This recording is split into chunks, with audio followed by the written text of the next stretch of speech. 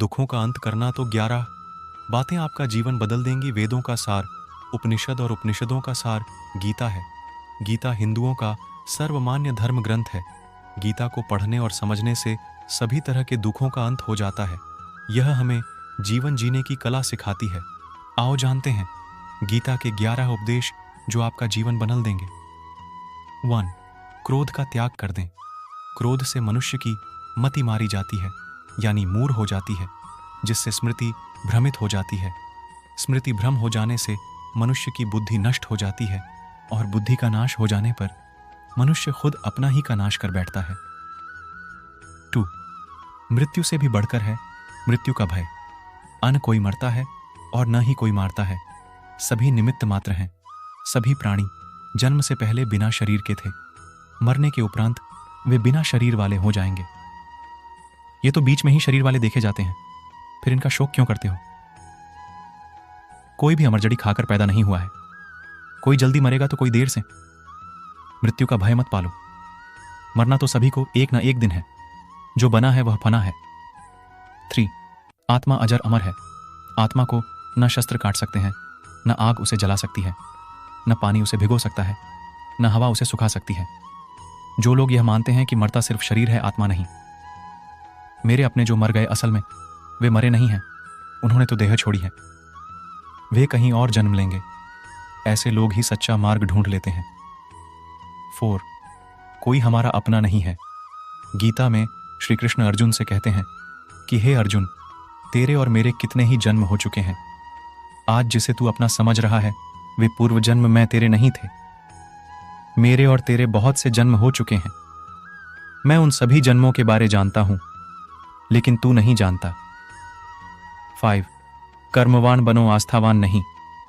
कर्म पर ही तुम्हारा अधिकार है, लेकिन कर्म के फलों में कभी नहीं, इसलिए कर्म को फल। 6.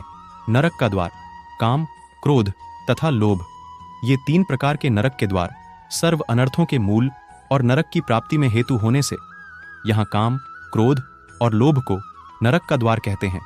आत्मा का नाश करने वाले अर्थात उसको अधोगति में ले जाने वाले हैं। अतएव इन तीनों को त्याग देना चाहिए। 7. व्यर्थ की चिंता छोड़ वर्तमान में जियो। क्यों व्यर्थ की चिंता करते हो? किससे व्यर्थ डरते हो? कौन तुम्हें मार सकता है? आत्मा न पैदा होती है न मरती है। जो हुआ वह अच्छा हुआ, जो हो रहा है वह अच्छा हो रहा है, जो होगा वह भी अच्छा ही होगा। तुम भूत का पश्चाताप न करो, भविष्य की चिंता न करो, वर्तमान चल रहा है। 8. लगाव की दुख का कारण है। तुम्हारा क्या गया जो तुम रोते हो? तुम क्या लाए थे जो तुमने खो दिया? तुमने क्या पैदा किया था जो नाश हो गया? न तुम कुछ लेकर आए, जो लिया यहीं से लिया, जो दिया यहीं पर दिया, जो लिया इसी भगवान से लिया, जो दिया इसी को दिया। खाली हाथ आए और खाली हाथ चले। जो आज तुम्हारा है कल और किसी का था, परसों किसी और का होगा। तुम इसे अपना समझकर मग्न हो रहे हो। बस यही प्रसन्नता तुम्हारे दुखों का कारण है। 9. परिवर्तन को समझो और उसके साथ रहो। परिवर्तन संसार का नियम है। जिसे तुम मृत्यु समझते हो वही तो जीवन है। एक क्षण में तुम करोड़ों के स्वामी बन जाते हो, दूसरे ही क्षण में तुम दरिद्र हो जाते हो। मेरा तेरा, छोटा बड़ा, अपना पराया मन से मिटा दो, फिर सब तुम्हारा है। तुम सबके हो। न यह शरीर तुम्हारा है न तुम शरीर के हो। यह अग्नि, जल, वायु, पृथ्वी, आकाश से बना है और इसी में मिल जाएगा, परंतु आत्मा स्थिर है। फिर तुम क्या हो? 10. धर्म की शरण में रहो। यदि तुम खुद कुछ नहीं कर सकते हो तो श्री कृष्ण कहते हैं कि तुम अपने आप को भगवान को अर्पित करो। यही सबसे उत्तम सहारा है। जो इसके सहारे को जानता है वह भय, चिंता व शोक से सर्वदा मुक्त है। जो कुछ भा तू करता है उसे भगवान को अर्पण करता चल। ऐसा करने से सदा जीवन मुक्त का आनंद अनुभव करेगा। सारे धर्मों का त्याग कर मेरी शरण में हो जाओ। सर्वधर्मान परित्यज्य मामेकम शरणम व्रज। 11. विश्वास।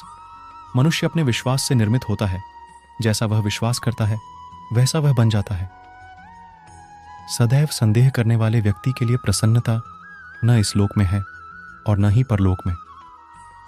जो कोई भी व्यक्ति जिस किसी भी देवता की पूजा विश्वास के साथ करने की इच्छा रखता है, मैं उस व्यक्ति का विश्वास उसी देवता के रूपों में प्रकट होता हूं।